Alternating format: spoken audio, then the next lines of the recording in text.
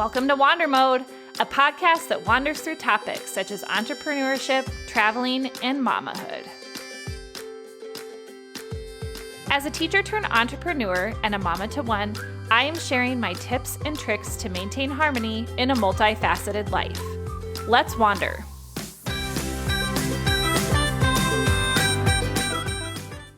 I am your host, Julie Thomas, and today's episode is about why I started seeking harmony in my professional life.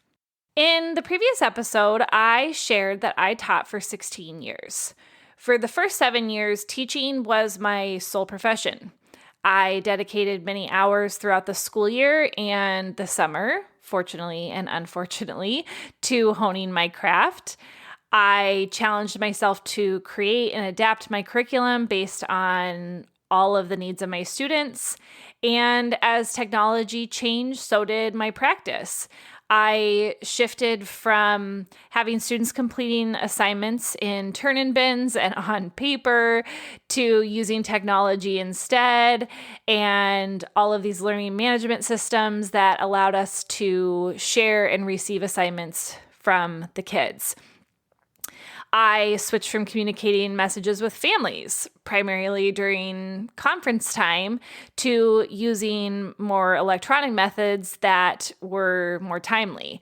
And we all remember those days when we were able to get away with missing assignments and maybe even poor grades because our parents wouldn't know about it until conference time. And the punishment perhaps was a lot more delayed back then than it is now. Another part of my teaching journey was when I became a part of the technology integration learning team at our school. I was able to provide professional training to staff in our district, in addition to other school districts.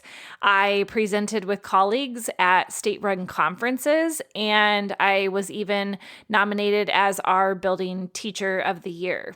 In a lot of respects, I was all the things a dedicated teacher should be. I loved my job, and it filled my cup. In 2015, hubby and I became entrepreneurs with a side hustle, making it so that I went from teaching as my sole profession to now entrepreneurship. Little did I know that this decision at the time would set off a ripple effect in my professional life in the years to come. After renting snowmobiles and cabins for several years, we definitely had our fair share of, let's just call it, rentals gone wrong.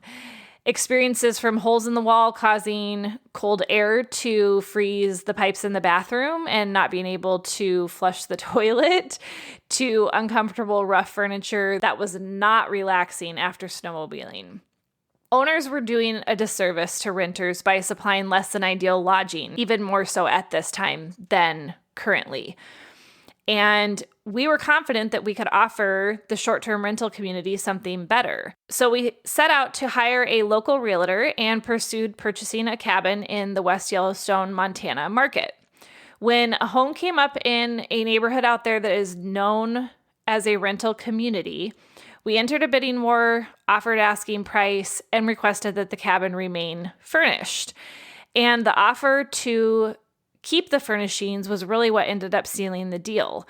The prior owner lived out of state. They didn't want to deal with the hassle of moving all the furniture.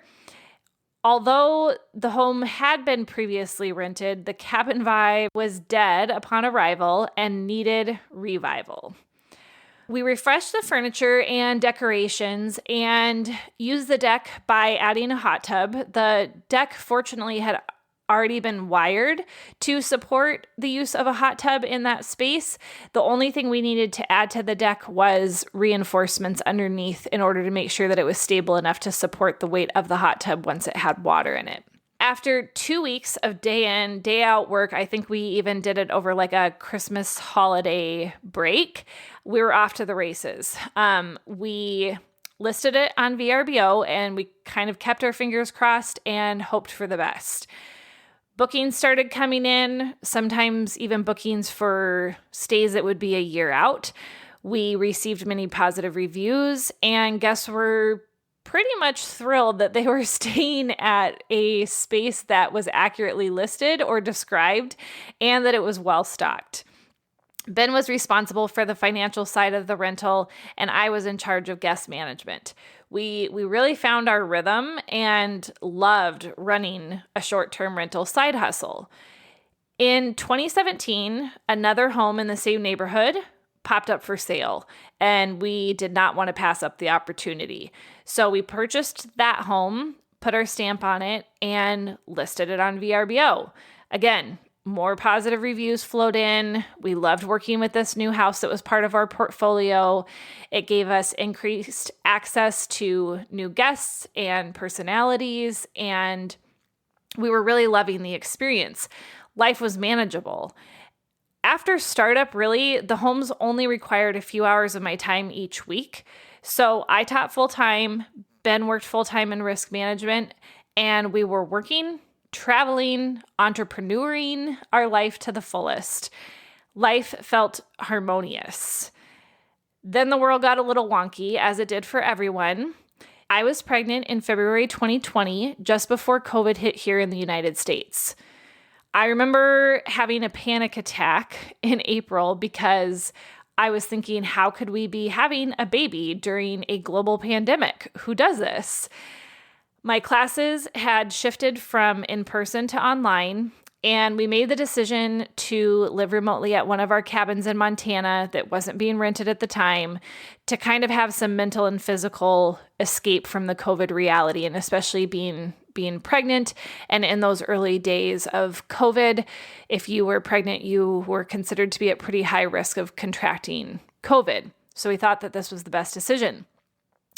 During this time, it was super challenging to be a rental owner. Worried families were contacting us about reservations. They thought about canceling out of fear for travel. They didn't want to be in confined spaces with their family members for that long.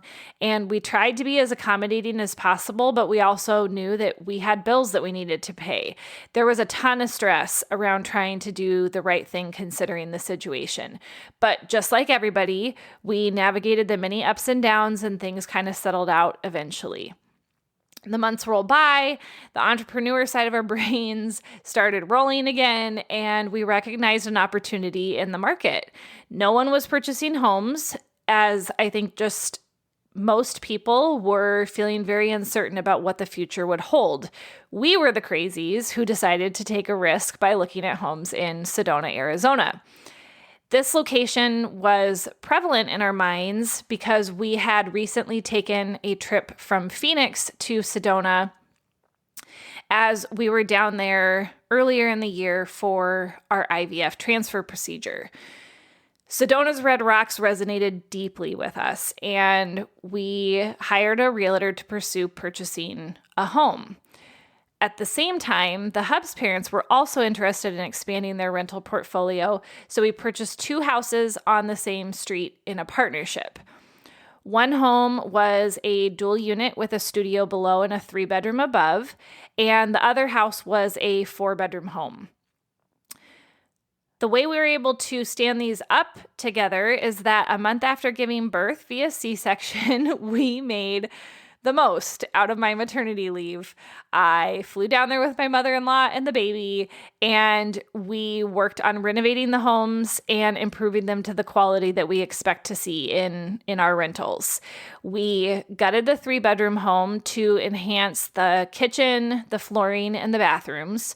And then the 4-bedroom home gained an in-ground pool, making that backyard really a desert oasis. The homes were beautifully appointed, and we were very excited to get them listed. In Sedona, we made the decision to list on both Airbnb and VRBO, as the market there lends itself to Airbnb maybe just a little more than VRBO, depending on the size of the home. Ben's mom managed the 4-bedroom home, and I managed the dual unit home, bringing my guest management services to 4 rental houses total, the 2 in Montana and then the 2 in Arizona. And really, and oddly enough, the timing of COVID and having a baby brought unconventional flexibility to my life.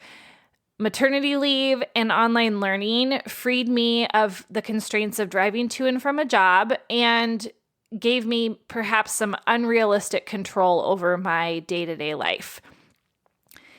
It never resonated with me just how busy I was with a new baby, managing 4 rentals, and a full-time job. I was able to be online for classes and prepare for class during prep, but then I was using my lunch period, my duty-free lunch period, and the saved driving time to be able to manage all the things for the business. We were a new kind of busy, but life was good, and we were figuring out the new post-COVID normal. Now let's fast forward to 2022 and 2023. I am sinking under the weight of my responsibilities. School is back to in-person learning full-time. I'm a toddler parent before and after school. I am an entrepreneur by night after our toddler goes to bed, and I can't count the number of times I told my hubby, there is not enough time in the day. So I'm asking myself, Harmony, where are you? We were managing. We could have continued to operate as we were, but I think both my husband and myself desired a life beyond just simply managing. In August of 2022, we decided that Ben would leave his job and work on our business full time. This decision did relieve some of the time pressure. We could be a little more flexible when issues arose at the rentals, or if our toddler was homesick, we had somebody that could stay at home with her without me having to put in for a sub and then go through the whole sub planning process. We noticed an immediate change in our day-to-day reality and all the things that we were able to balance. So we began to dream about what the company could be if we both worked for the business. These casual discussions about the business's potential turned into planning discussions. And I quickly began to realize that there was a change on the horizon. On my way to work on projects at one of our rentals, that was when I stumbled upon Jenna Kutcher's Goal Digger podcast, which I mentioned in the last episode. But there was one particular episode, as I listened to several on this very long drive, that really stood out to me.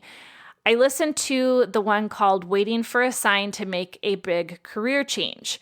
And in this episode, Jenna interviews Melissa Simpkins, and Melissa empowers women to seek purpose in their life and career. Now, in this moment, I thought about how fortunate I was that I already had meaning in my life and my career. That is not normal for most people.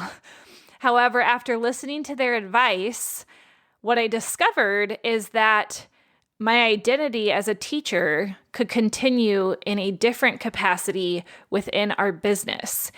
And that was the moment when I knew what I needed to do. The choice to leave teaching was challenging, even though I knew it was the right decision. I loved my job. I loved my colleagues. I loved my school district. Yet the facets of my life were not in harmony with one another. I knew my time and energy were divided and that I was no longer focused on the education that I was providing my students.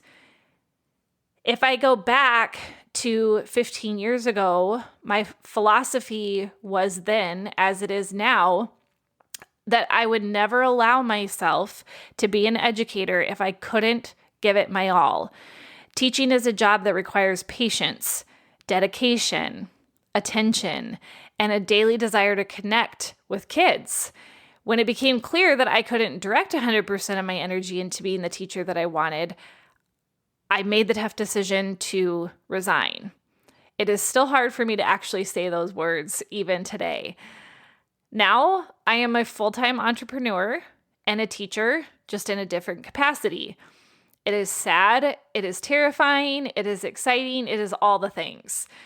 But seeking harmony sometimes means letting go in order to be able to let in. So here I am. I'm starting this podcast in the hopes that I can encourage others to take a chance on themselves too. I am going to continue to share my journey in these episodes, in addition to offering tips and tricks along the way regarding entrepreneurship, mamahood, and traveling. I am going to leave you with another excerpt from Prayers of Honoring by Pixie Lighthorse. I was actually gifted this book by a dear friend who knew that I needed inspiring words to keep me positive on this journey into the unknown. This particular excerpt helped me believe that I can still honor my origins while choosing a new path. This one is called Honoring Origins. Remind us that enlightenment is sometimes come by clumsily or revealed through a dusty dragging by the hair. Help us craft our tools, which will illuminate where we've been so we can comprehend our evolution. Help us value the muck we have crawled through to stand on our own 2 feet. Allow us to celebrate where we're going without forgetting where we came from. As Pixie said, enlightenment sometimes comes clumsily. I appreciate the beautiful muck I crawled through to stand on my 2 feet. We wander and we discover. We celebrate where we're headed, but we always remember where we came from. If you wandered to this point in the episode, thank you for listening to the Wander Mode podcast. Please leave a review and subscribe. You can follow me on Instagram and Facebook at WanderModeCo. Reach me by email at julie@wandermode.co. Until next time, wander on.